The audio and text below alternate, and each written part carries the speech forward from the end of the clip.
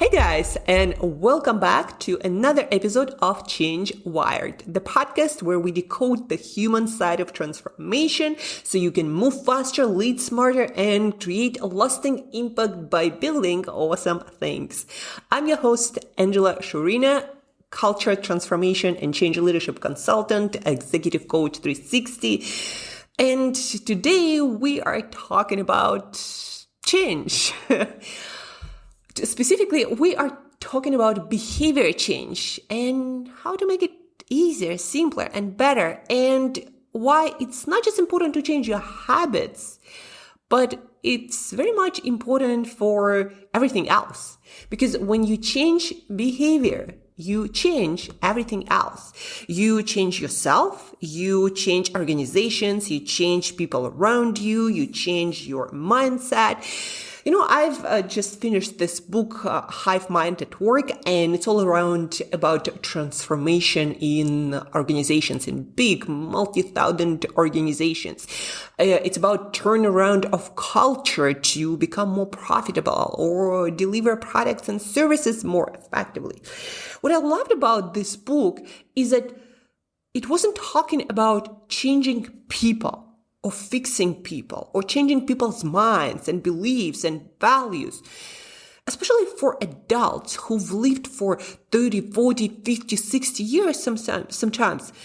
It's very hard to change people's minds. It's very hard to change who people are. They've been themselves for quite a while. And probably if they survived and thrived, quite successfully so. So the book instead talks about what is actually the easiest thing to do, people's behavior. And yes, it's also hard to change, but it's also what in our immediate control and what also is the most changeable, especially when we approach it the right way. So let me dive into this a little bit deeper. So, my thing is behavior change. I've been a coach for 17 years. I now change teams and work with organizations to help to change culture, reshape what it means to be in that organization or to deliver certain results. And I start with behavior. I used to try to change people or change their thinking or what they believe is right or wrong.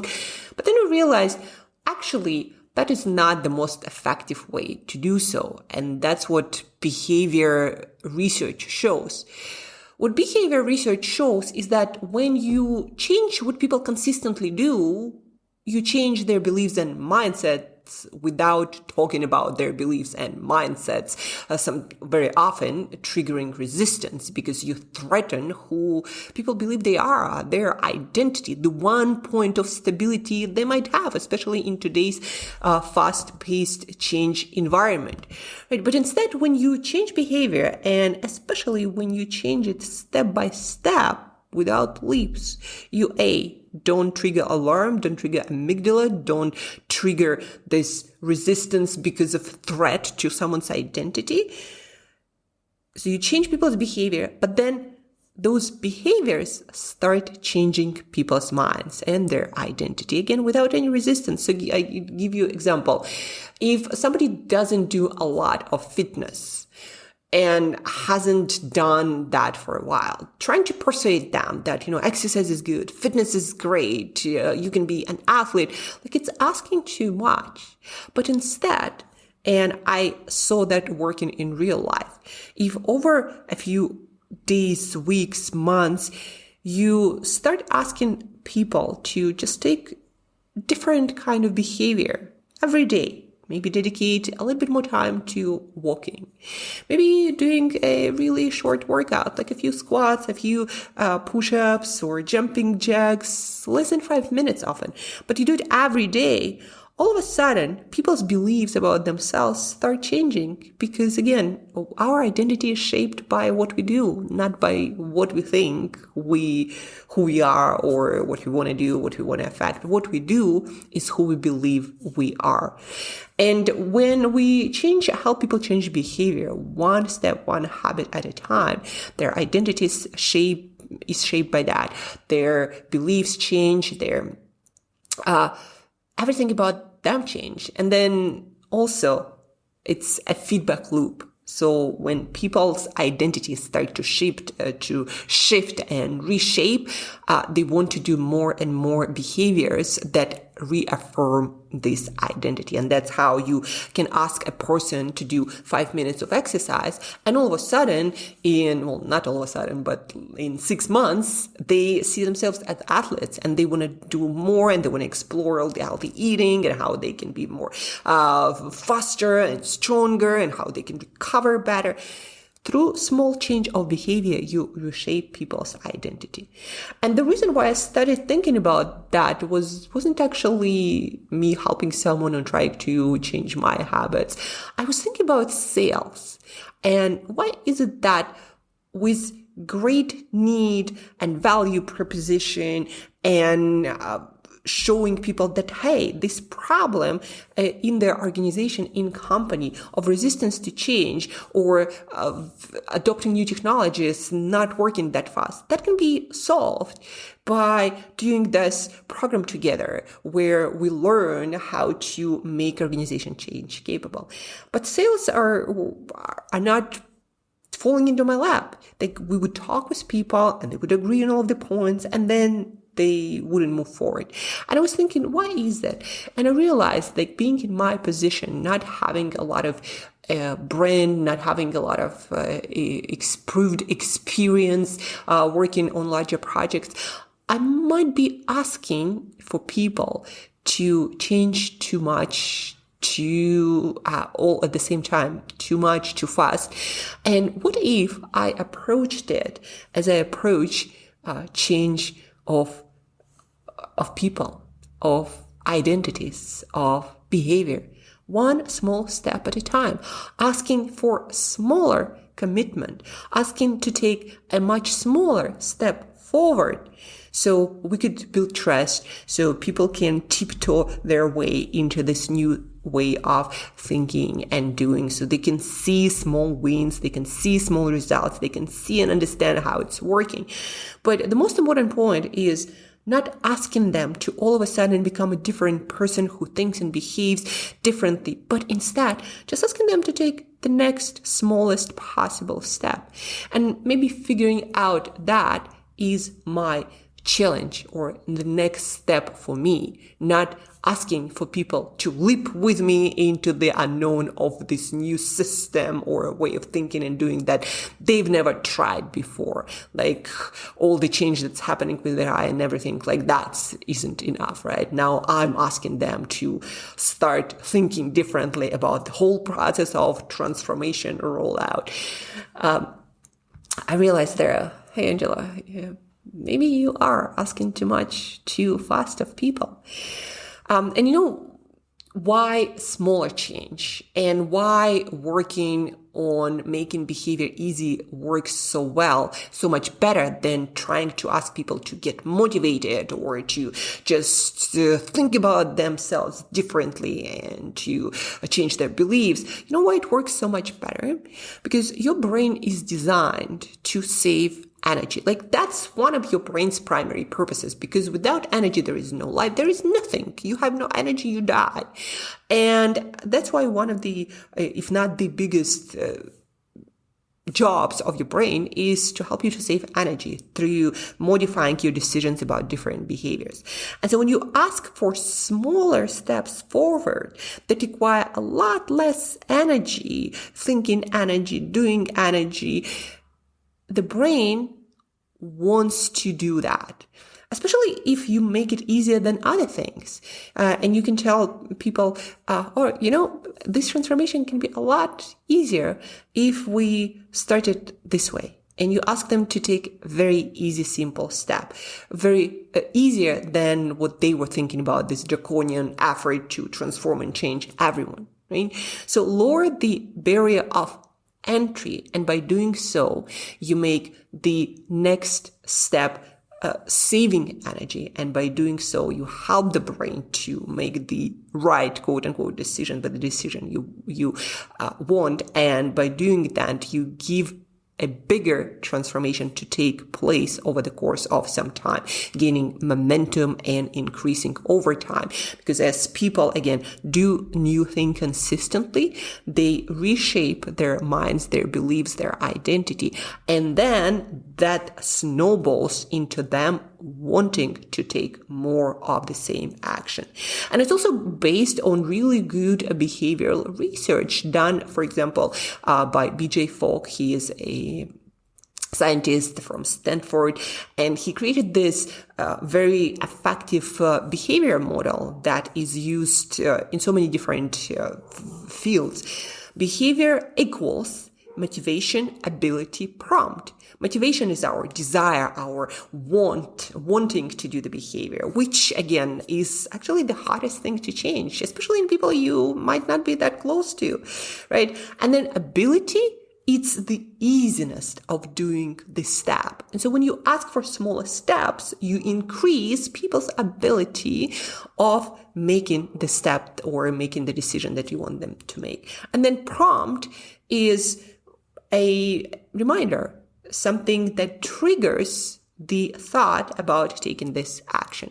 And that's where also the concept of nudges, that's also been written about and put into action and strategy in governments and organizations. That's where the concept of nudging comes in. Nudge is a redesign of a system that makes the action that we want people to take, the decision that we want people to make, simple and easy. And when you nudge, don't force, don't push, don't ask people to leap, it turns out that people take the desired path, and over time, their whole identity is changed because they consistently start doing new things. So to sum it up, when we try to change what we do, or we try to change what others do, trying to reshape organizations and governments and just simply helping our family and friends, or making sales, it's useful to ask not how do I make them change their mind or who they are, how do I make them right, so to speak, but how can I make the decision action I want them to take easy and simple for them. So whenever you're trying to make a sale, or whenever you're trying to transform your team, your organization, your family, whenever you're trying to help someone, ask yourself this question. First of all, ask yourself this question. Am I trying to make them leap? Am I trying to make them into a different person? Am I trying to fix their thinking, their values? Like, am I asking for too much here from an adult? Even from a kid. Even a kid develops their identity and they're very resistant at changing that. So am I asking too much, too fast? Am I asking them to leap? And then the second question, how can I make what, from my perspective, is right, is a good idea for them to do? How can I make this easy and simple for them, a no-brainer, so there is no friction? And when I listened and read from different entrepreneurs, business owners, when they talk about sales, they would often say that, yeah, you might be pumping up your offer, making it the next best thing ever. But actually, what works a lot more effectively, and that's coming from their experience, is making things easy and fast. And the more they experience they got in business, they realize that that thing is actually the most important thing. Making it easy, making it fast, because the brain works this way. It wants to save energy. It wants to do the easiest, the fastest thing. And so if that is your thing, the easiest, the fastest, that produces the result that your customer or people you're trying to change want, then they're going to do that. And you don't need to persuade them. You don't need to fix them. You don't need to change what they think or what they value or their identities. No, you just give them the easiest, simplest option to move them in the direction where they already want to go. That's it for today, guys. I hope this podcast episode was useful. It's definitely been a mind changer for me. So as I'm working on my offers and on my sales, I was walking today and thinking like, why isn't that working exactly? The offer is there. The pain is there. I talk to people. Why Aren't people saying yes? And then I thought about this concept that I just read in the book, and I'm like, maybe I am asking too much too fast. And sometimes for us human beings, it's harder to translate the experience that we have in one domain, like in coaching. I know this works, so why don't I know that it works in sales as well? So sometimes it's harder to see how the same experience or the same truth or the same method applies in different domain of our life. And very often, guys, it's also very useful. We're almost done, so bear with me for a moment. Very often, you need to look at the areas of your life where you are already successful. So I thought to myself, I'm very successful at changing my own behavior and habits and sticking with it. And changing is like whatever I need to change. How can I apply that to sales and business? And the more I learn to transfer that skill set into this arena, the more success I see. And so today I learned, so when I'm trying to change myself or helping other people to change, I learned that I need to ask for little steps first, like learning my Italian. 5 minutes a day first, making consistent first, or a changing nutrition or exercise program, just one thing at a time, or working on my offers, or working on my public speaking, like 5 minutes, like what can I do in 5 minutes, right? 5 minutes, if you don't have 5 minutes for what you want, right? You don't have a life. But anyhow, so now I'm transferring that to sales. Okay, so people are not saying yes, maybe because I'm asking just for them to become a different person. And they don't even know me. And I don't even have that big of a track record in this new industry, in this new endeavor. So why should they, right? Now it sounds like very obvious, but when you're in it and you don't pull yourself out and you don't look into bigger picture or different perspective, it's very often you just get stuck running in loops. But the good way to understand that you're stuck and you're running in loops if you're not seeing change in results, and that's where you need to stop, pull yourself out and ask yourself, like, what am I doing wrong here? So let me test it out, and I might get back to this topic, but I know that it works in behavior. Now I learned in this book that it works in big companies when leaders are trying to turn them around and to reinvent the business to survive and to thrive. So it works there. It might just work in sales, because I also learned from leaders in entrepreneurship, in business that I look up to, that they focus on making it easy, on making it simple, not creating the best thing out there. To sum it up, again, the next time, maybe ask not how can I change them, how can I persuade them, how can I motivate it or influence them, but ask how can I make it easy for myself and for other people. Folks, don't forget to share this podcast episode with at least one other person who you think needs that and would greatly benefit from hearing this advice. Maybe they're also trying to leave and take people with them. Maybe it's worse for them to hear that they need to start smaller. So please do share at least with one other person. That's how we change, how we grow together. And then maybe discuss what you learned on this podcast and how you can apply to different domains in your life where you might be struggling or you might be stuck. So please share, rate, review. It helps this podcast to reach more ears and change the world faster. Let's be the change we want to see in the world. Thank you, guys. Stay in the grow. And till next time, take smaller steps, make it easy, and see what happens.